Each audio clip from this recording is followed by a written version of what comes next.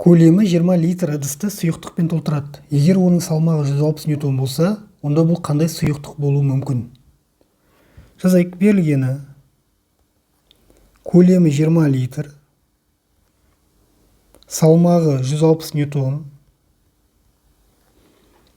G бізде 9,8 ньютон бөлінген килограмм. Табу керек тығыздық. ХБЖ айналдырайық. 20 литрді метр кубқа айналдырса 1000-ға бөлеміз. 1000-нан 20-ны 100-2 деп жазуға болады. Метр куб. Талдау. Тығыздық табу үшін массаны бөлеміз көлемге.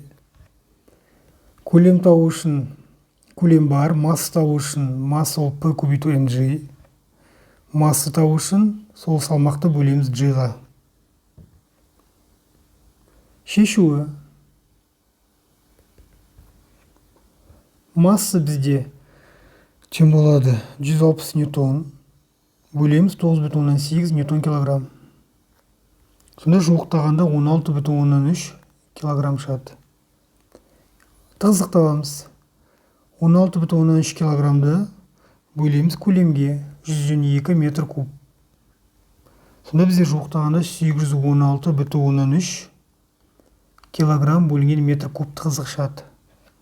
Кестеден қараймыз. Бұнда бізде керосин келіп тұр. Сонда біздің сұйықтығымыз керосин.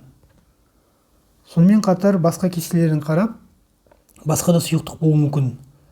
Тығыздығы 800-ге тең.